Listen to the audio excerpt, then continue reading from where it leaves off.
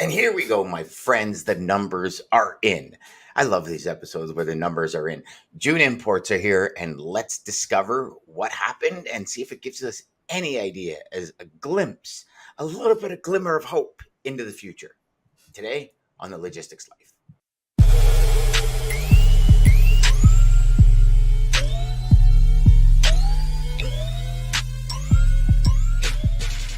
Hey everybody, welcome back. And Dean, welcome back, my friend. Another numbers are in episode. I'm loving these episodes. I'm always interested in seeing what the transition was from the month before, and are we scaling up? Are we scaling down? Has the dead cat flopped again on the ground? What's going on? So on last week's DATIQ show, we had Paul Brashear from ITS Logistics on. I don't know if you remember, but he made an interesting comment. He said, what we're seeing in terms of very lackluster inland intermodal volume is really a result of what's happening at origin. So origin here in this case is imports from Asia that come into the West Coast primarily and then go on a train and go inland. The vast majority of imports go on a train and go inland to Chicago or Kansas City or Dallas and then get drayed or transloaded. And I said to him, so why is that? The answer is capacity is very tight. Shippers are finding it very hard to get slots on vessels. Containers are hard to come by. So you add that on top of, and his statement was, I think we'll see a pull forward of inventory. Shippers are going to be bringing in imports much sooner just to get space on ships. Ocean rates are sort of starting to rise because they've tightened capacity. You've got higher rates because of the extra transit time around the Cape of Good Hope. So because of the Houthi rebel crisis in the Red Sea. So, and then on top of that, Dan, you've got the ILA rumored strike action on the eastern Gulf coasts. That 5-year contract is due in September. So what's happened is, and we theorized about this a month ago, that we would see a peak season of import shipping earlier than we would normally. And this is not the first year this has happened.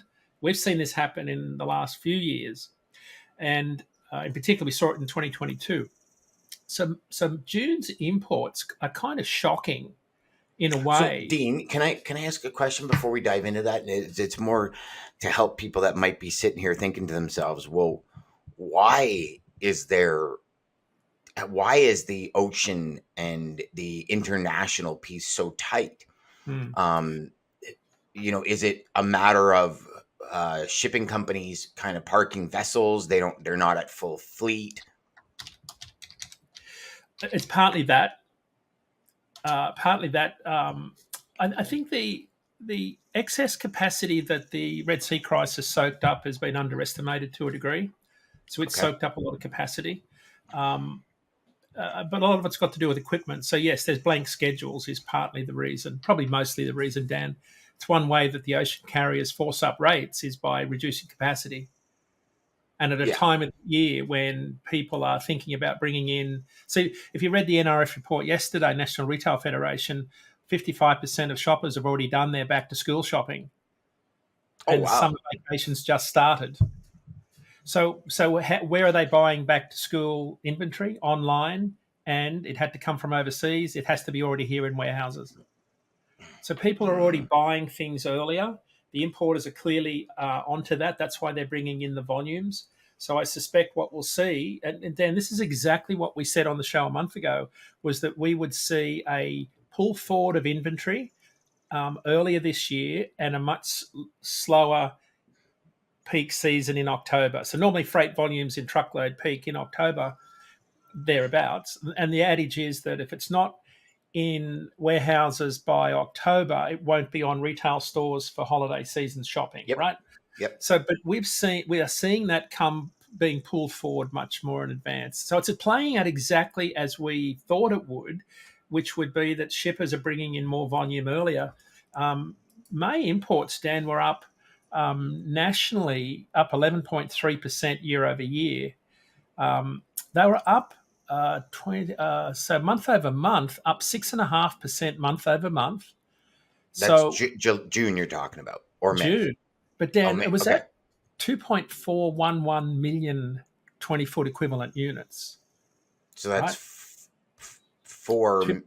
So that's 400,000 over what the capacity is. So we're still over capacity, right? Because remember we were well, saying it was about yeah, 2 million for the yeah. ports. So and this was the head of Georgia Ports in Savannah, I think, said that whenever we get over 2 million TU a month for a sustained period of time, our supply chain starts to get into trouble. Yeah. So I think we've probably figured out how to cope with supply chain disruptions now. We can handle higher volume because I don't think we have the same things that were happening during the pandemic, like a massive build of containers inland that weren't being shipped back to the West Coast, right? And that created a shortage of containers in Asia eventually. So we're not seeing that Yes. kind of thing now. I think we can handle higher volumes, but at 2.411 million TEU, here's the staggering statistic. It's only surpassed by 1 year in the last 8. So last June was only surpassed by 1 year in the last 8, and that year was 2022. So think back. So So last month's inventory was, and I'll give you the number, 2.356. So it was about, it was a few 100,000 more containers than 2021, right? wow. So this is extraordinary. I think the numbers are extraordinary to see this much import volume coming in. But I have a really cautious view of this because I think what we're seeing is simply a pull forward of inventories. I think we'll see a drop off in inventories as the year goes on. I just don't see consumer demand being high enough to sustain higher import levels across the board. Now that's sort of my take on things as we sit here right now. But Dan, I it's would agree almost with you. we're almost seeing the highest number of import containers from Northern Asia like that we've ever had. It's extraordinary in a time when we're talking about. And if you saw the Wall Street article about mattress dumping, how China's been dumping cheap mattresses onto the market and forcing lots of bedding companies into financial difficulty and laying off staff because they can't compete with $150 queen size memory foam mattresses that have been coming No. in from countries like South Korea, even though they're made in China. It's how China's been getting around the tariffs and the import duties. They're redirecting to other countries. And of course, a lot of these folks, they might, if you lay off 100 staff at a bedding place, there's probably another 100 people that pop up and sell cheap bedding online. So there's lots of actions going on right now at a government level to try and stop the dumping of, this is just one example, but cheap mattresses onto the market because it's causing the American bed manufacturers to be non-competitive, to be uncompetitive against the imports. So there's lots of things going on in that market that are And that was staggering. also part of the automotive market too. I remember reading a Exactly. bunch of articles last month, and I mean, I'm sure it's been happening longer than that, but it came to, I mean, I heard Elon Musk talk about it probably beginning of June somewhere on YouTube. I forget where, but where he was saying like, if China wants, they can literally cripple the Yep. U.S. automotive Yep. like the entire Yep. segment of automotive in the U.S. and just cripple it Yep. instantly. So Dan, here's the other. So Northern Asia, right? So Northern Asia is probably half our imports, Hmm. close to it. So Northern Asia will include all of the big top 10 ports in the world: Shanghai, Ningbo, Yanshan. Um, this is a fascinating data point, Dan. Volumes into Los Angeles out of Northern Asia are up 33% month over month. Um, Mostly furniture, plastic products, auto parts. But for the month of May, it's the highest number of containers from Northern Asia, I think, ever. My data only goes back to 2018, but it's the highest since 2018, and I suspect it's much higher. It's the highest that we've ever seen from Northern Asia. So we're bringing in a lot more import volume from Asia. The bedding analogy is just one example of how Yeah. closely tied we are to Chinese manufacturing and how much we're battling trade wars with them to try and push back on, in some cases, the decimation of American markets, particularly, bedding is one of them. Steel, of course, is another. So that's the big news. I can give you the breakdown on some of the ports, which are kind of interesting. West Coast volumes are up 18%. East Coast volumes are up 9%. Um, Los Angeles up 23% month over month. That's the port of Los Angeles. Long Beach up 11% month over month. Long Beach volumes are up 41% year over year, like just extraordinary data points. Savannah, which is the big one on the East Coast, southern part of the coast, pretty flat year over year. Month over month, but up 24% year over year. The biggest port, number 2 in the country, is New York. Those volumes were down 2.4% month over month, but still up 12% year over year.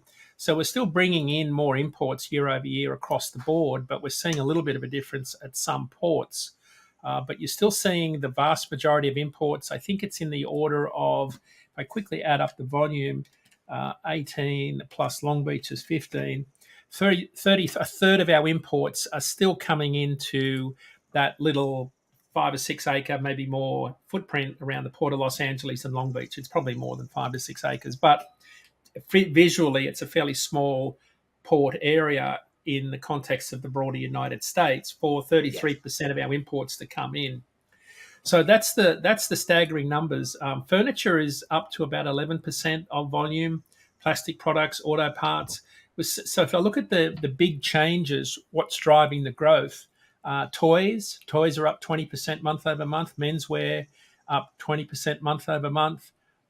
Sheets, towels, bedding up 17%. Footwear up 16%. And it's no surprise that this week is Amazon Prime Day. And Mm-hmm. most people have done their back to school shopping already. So you can kind of connect the dots here and see what's going on. You can see shippers have been bringing in more import volume, and it's resulted in not terrible volumes on the rail side of the business. It doesn't impact truckload volumes as much, because on the truckload side, imports only account for about 10% of volume.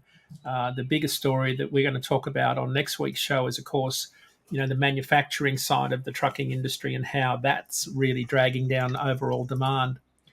So we're seeing some movement on the import side. I think you'll see lots of headlines about it. If you want to pull up the chart, Dan, we can have a look at that, and you'll see what I'm talking about here. You can see the bubble map on the top of the chart. It shows you the size of the bubble, really tells you about the volume of containers. If you look on the right, you can see New York is 26.6 million containers, Long Beach 26 million, Los Angeles 31 million. So Los Angeles is by far our biggest port, but we've got a really heavy concentration, and it doesn't change much between Los Angeles, New York, Long Beach, Savannah, and Houston. They're kind of the top 5 ports traditionally. One thing, Dan, that Paul Brashear and ITS said, and I think this affects all of us listening here that are buying capacity and working with shippers on solutions. He said that because of the tight capacity overseas, shippers are finding themselves shipping on non-traditional routes and having to cancel their IPI connection, which is their inland point intermodal lane. So if you booked a container to go, China, Los Angeles, Dallas, that's your IPI move on the intermodal side. He was saying just to get capacity, they're ending up with their containers being dropped in another port where they have to Yeah, it'll go cancel. up to like Seattle or something, and then have to Could be be intermodal. Mobile. Yeah, Yeah. right. So Mm-hmm. what that's meaning is shippers are finding themselves having to find truckload capacity in non-traditional markets. Yeah. Which would So that, then could then add to extra costs because they don't have contacts in those markets and everything. I mean, remember, I don't know if you remember, but when we were trying to get some sheets to a customer in time, I mean, it was, we were looking at 4 different ports. yeah, And yeah, it's like, which one can provide the best solution to make it happen? And I remember scrambling and talking to right, a bunch of people because I'd never pulled into a port before. And I was like, right, and you just kind of reach out to your contacts. But if you haven't been in the logistics market as opposed to like an import market, yeah, it can sometimes get really difficult and really expensive because people know it's a one-off, especially if there's more people pulling into that port, drives rates up, yeah, yeah. you know. Well, so Dan, to that point, if you think about the Ontario markets, a lot of that import volume comes into um, Los Angeles, and then there's the Inland Empire out near Ontario market. That's where a lot of your warehouses. That's where a lot of your transloading occurs. That's where a lot of international freight gets delivered to be transloaded. And So for if all you those Canadians out there, that's Ontario, California, yes, not exactly, Ontario, Ontario, Canada. California. Yeah, yeah, yeah, Yep, yeah, yeah. yep. So if I look at the Ontario freight market, which is kind of our second biggest each month in terms of loads moved, Los Angeles is bigger than Ontario by a little bit. But so, we were talking about import volumes. Truckload volumes are down about 12% year over year in Ontario, but up 11% in the last week, right? So what you see is I think, a direct correlation between import volumes surging at a weekly level, and you can see it on the Port of Los Angeles signal report, where they have the number of TEU every week, how many containers are in, how many ships are in, how much the delay is. You can see that following over into the intermodal market, and I think that's fascinating because intermodal volumes they're kind of falling off a little bit. If I pull up the latest flash report from Larry Gross, import volumes. Uh, uh, 4th of July kind of screws up things a little bit. It makes your year over year correlations very hard. But intermodal volumes across the board were North America. They're up about 16, based on the most recent week, up about 16% year over year. Year to date, probably closer to 8.2% year over year. So intermodal remains a huge competitor of truckload. So if you think about intermodal shippers and go back to imports from Asia, intermodal shippers save on average 25% over truckload contract rates. Mm-hmm. So that's on the longer haul lane. So that's why intermodal is something you've got to watch very carefully. It's also a really viable alternate if you can move not time sensitive freight. Yep. Your betting example was a good one because in that one you had 2 weeks to make the cross country move, but that 2 weeks was eaten up by the ship sitting at anchor waiting to get unloaded. Yep. So intermodal is one that's got a fair bit of capacity. I think they'll remain a big threat. When I look at the rates, so one of the trends you and I've talked about a lot is truckload volumes are pretty flat, but there's still an excess of capacity in the market. So rates are still flat to, maybe going sideways a little bit in the spot market, but they're still dropping in the contract market, right? So dry van rates, based on a recent RFP coming into a routing guide for the first time, are replacing rates from last year 2% lower. Yeah. So shippers have still got pricing power. Contract rates are still dropping through the floor for flatbed. Flatbed is really taking a beating at the moment. Those rates are dropping in the order of 6% lower than the contracts they're replacing. So what you're seeing is, even though volumes are up in the last week out of, say, Ontario, up 11%, rates were down 2%. Right, so there's still an excess of capacity in the market across the board, and I think if you're buying capacity, that's good news because the rates there's still no obvious sign that spot rates are going to start going up in a material way. Like there'll be some week over week changes, right? Like the Yeah, up a and penny, down a pocket penny. changes based Yeah, but on areas. we're, Yeah. we're still in this trough where rates are reasonably flat. What really was interesting this week on our IQ show that I reported yesterday was that rates are kind of flat to going up slightly on our 35-day forecast, which goes against tradition. Normally, after July 4, rates kind of start heading south at a reasonably good rate.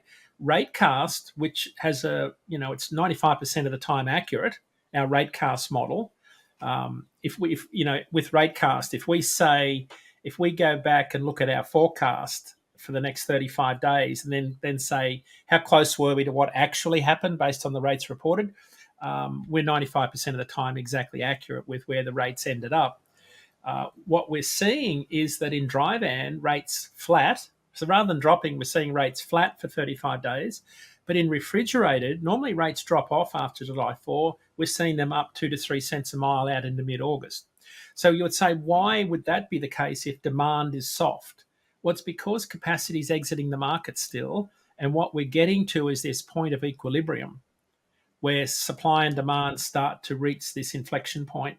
And I think that's what our short-term model is picking up. It's picking up on the fact that load post volumes, so load post volumes in our business are a really good proxy for demand, tightness of capacity. So a load post is something a broker posts on our load board. Mm-hmm. Higher load post volumes, higher demand for trucks. The level of dry van load posts last week was 7% higher than last year and almost identical, Dan, to week 28 load post volumes during the pandemic of 2020 and 2021. So but how do all of these, this is what I'm not getting, because those numbers, you would think yep. pricing would be higher based on those numbers. Right. Well, we're at the bottom of the market, right? And it's a very elongated bottom, right? So this trough that we're in, it's taking time for the market to reach this equilibrium point. We're clearly like there. It's the Marianas Trench or something going on here. Well, yeah. Crazy. So this was just this week. If I see a surge in load posts and much higher than we've ever seen before for that week of the year after July 4, right? It's normally a quiet period. Yeah. Probably the most boring period in freight. When I see brokers posting more load posts, trying to find capacity, and then I see rates and our forecasts start to go up, I think that tells me that the exodus of capacity is starting to bite, nationally, not just at a lane level. So do you think that's the and I don't mean to be the devil's advocate here, but when you said that, something hit me based on the sales we do every day. Yeah. We're finding more and more people out of the office. Obviously, it's vacation time. So I'm wondering if part of this influx is maybe drivers going on vacation, and maybe could be, Dan. Right? I'm wondering if it's, yeah. So do you know what I'm saying? And it might not necessarily be the start of the uprise, but it might be just a kind of a blip on the overall radar. I think you're onto something, because remember on our show a few weeks ago, I called it latent capacity. Yes. So because carriers have done so well in the last few years, they can afford to enter and exit the market at a weekly level, depending on what's on offer. So they're clearly taking longer breaks. That's obvious. That's been the case for the last few years, where, a one-day public holiday turns into a week-long vacation. Yes. They don't have to. So how I described it on our show, and I'll just repeat it, is a lot of independent contractors, because they did so well and paid off so much of their debt, have become more like the Landstar beneficial capacity owner, the Landstar BCO. And the Landstar BCO model is a non-forced dispatch model, where you don't have to take a load. You can park up for a month and work for a month and go for another month, or work 8 on, 4 off, 8 months on, 4 off. So the Landstar BCO is generally the more profitable, really good equipment, own all their own equipment. They don't have to work if they don't want to, but they choose to work when the getting's good. And what I see is a lot more independent contractors who normally have to run very hard miles to make ends meet. I'm seeing them become more like a Landstar BCO, because they were able to pay off all of their debt during the pandemic. It's a hard to quantify. I just spent the week out at Iowa 80 in a truck stop during the truck show. And when I talk to carriers, that's what I see and hear. I see carriers that don't have to run the miles, because with these older trucks they've got, you can't run the miles because they'll fall apart. But they're out there, don't owe anything to anybody, right? And they can make a couple of grand, 10 grand on a load, take their whole week to get across country. So that is what you're referring to, is about this latent capacity that's in the market that's kind of gives us a bit of a head fake. Yeah. Right. Because it's a little bit of a head fake, to use a football analogy, because you would think that at some point capacity has to exit the market in a meaningful way. Well, it's not, because it doesn't have to. And that's my view. I think, based on my economics, carriers don't have to leave this market with rates where they are, because most of them have already exited. Like the ones that had very high operating costs are long gone. The ones that are left now are the ones that can survive, and that's why capacity is being very slow to adjust. And I think that's going to be the case for the rest of the year. We had, I'll quote you, I won't tell you who it is, but I had a discussion with someone the other day. Let me find this document, and it said they had a large food manufacturer said they saw no signs of demand rebounding this year. Another very large dedicated fleet carrier of 4,000 tractors said they tried to push through some rate increases to their customers, only to have them all denied on the larger accounts. So I think that just tells me that shippers still have pricing power. There's still plenty of capacity in the market. And then on top of that, you add this unbelievably obvious pre-buy that's going on of trucks before the 2027 pre-buy comes in. So, and Dan, on this week's show, Tim Denoyer said a lot of the growth is in private fleets. Mm-hmm. So private fleets are part of a bigger manufacturing concern, using more trucks to haul their own freight. I'm actually speaking to more and more companies that are doing that. Right. And that are saying, we're kind of taking our high volume lanes, the ones that would normally cost us a lot of money, and we're planting our own equipment there. But you know what? One thing that I noticed this time around, because I've seen this before in my career, is I feel like shippers and manufacturers are actually being a lot smarter about how they implement and integrate their own equipment into their supply chain, if you will. Right. I'm actually really impressed by in some of the conversations I've had. Not that I don't think they don't know what to do. It's just, if you're a manufacturer, when you start owning equipment, dealing with CVORs, like these are all completely, elements that are not in your scope or your field of what you're used to, right? So it's not as if you got a lot of education that goes with pretty much owning a trucking company inside your manufacturing company. It's the rules, the regulations, what you got to abide by. They're all so different, right? And they're actually becoming so smart about it and really looking at things and not just diving in. So I honor that, because I think that we're able to get, some companies are actually going to do good with it. I remember companies where I was working with and they're like, no. And I go, well, how do you get back? They go, oh, we go on the load board. And like, if we just cover fuel, we're fine because we've already kind of paid for what we are. And it was interesting, but it's interesting to see how they're, they're dealing with it this time around. I find it fascinating, Dan, that because it goes against, it's counterintuitive, right? That you would run more trucks. I just think, you and I talked about this while. I think a lot of people were stung by the incredible rate increases during the pandemic and how much it cost them. For sure. Yeah. When I speak to shippers about it, they're like, a lot of them feel like it was just highway robbery. Like they really do. And I know I've said this before, but it's like they just feel like, well, it's the same thing. How can it, like, listen, I get it. My costs went up. I know I can see it when I go to the grocery store. But if we're talking a 20% increase, but I got a 400% increase on rates, those numbers don't jive. You know what I mean? And they never have in logistics. Like even if you look at 18, 19, when ELD kicked in, those numbers didn't jive. And if you dive deep into the nucleus of it, and I know we've done this many times, right. You look at the larger fleets, they were on electronic logs for almost 2 years before ELD kicked in, because they can't wait till the last minute. Right. I think a lot of them really feel that it's more of a cash cow, like a cash grab, than anything. And if you're a shipper out there, please share in the comments what you feel, because this is just the kind of conversations I've had with people. Yeah, this is an interesting year. I just don't see any demand change on the horizon, Dan, especially with an election looming.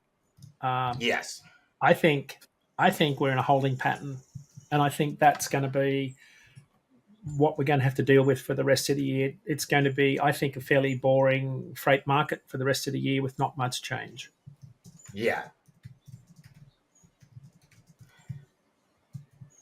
So when you say not much change, are you talking about rates? Are you talking about capacity? Are you talking All of the above? what sense? Yeah, All I of the think above. demand. I think demand is going to be flat, and we're going to talk about demand on next week's show to put some numbers around why we think that's the case.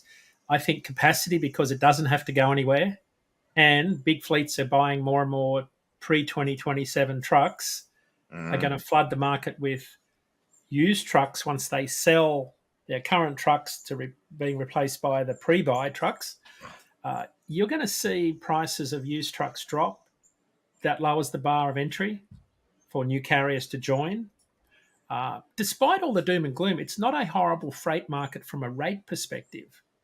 It's not terrible. Like if you brought well from a price perspective on a truck, you could do well. Like there are pockets in this economy where you could actually buy a new truck, add capacity, and do extremely well, Mm-hmm. um, even with demand moving sideways. So I just think we're in a holding pattern, Dan, until the election. There's all sorts of rumored talk about trade wars, tariff wars, the impact on inflation. The Fed still hasn't announced any rate cuts that could make a big difference in how we think about the economy. I think we're in a holding pattern, and that's why I don't see much change.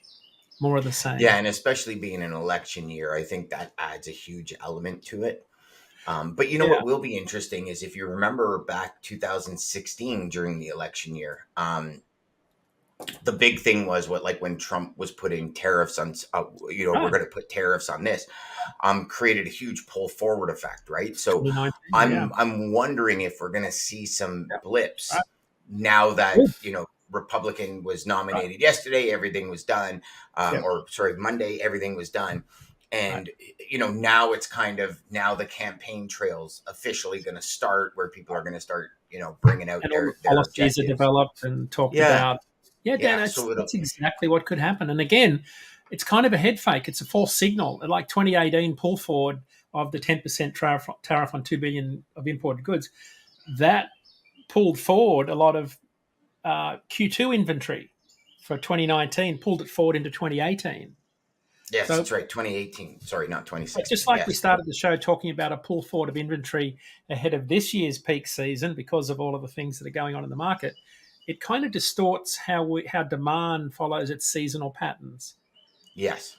and But that's I think right now it's more, instead of seasonal, I think it's right. more like I don't know if the word is geopolitical, but it's Geographicality. geographicality. Yes, sir. Um, That's what it is, Dean. But it's almost as if as things happen, there's blips. yeah, As yeah, opposed to the standard. I mean, I remember years ago, you yeah, could literally come in January. I mean, I remember when I first started in this industry, right, I knew January 1st, I yeah, had wrapping paper for the last 14 weeks of the season. right, And no matter what I did, I make my number with that wrapping paper. right, So it was like, and it was right, almost like a guaranteed. And I remember sitting down with my VP of sales early in my career. right, And he said, Dan, look, this is a pattern and it's always a pattern. And, it's like, he goes, you can see it where these spikes are. And it was interesting because it was a conversation I was having with him about salespeople's productivity. yep, And he says, and this is the one thing is they know hands right, down they're getting this blip. He goes, but watch, I can literally tell you, but in between maybe a 2% range, which salesperson's going to end the year at this number, because we all knew our seasonality in our business, right, and it's like that is no longer there anymore. right, right, right, right. I think, Dan, this shouldn't come as any shock to anybody, but all of the typical things that we looked at around seasonality and all the indicators um, are still being distorted by what happened in the last 4 years. I think that some of it's changed forever. There's no question that some of our buying patterns have changed. Because don't forget, we're still dealing with very high levels of inflation, trying to cool an overheated economy because of what happened during the pandemic. So this is going to take a little while for us to get through this, but the more people talk about 2025 as being the recovery year, the more I think they're right.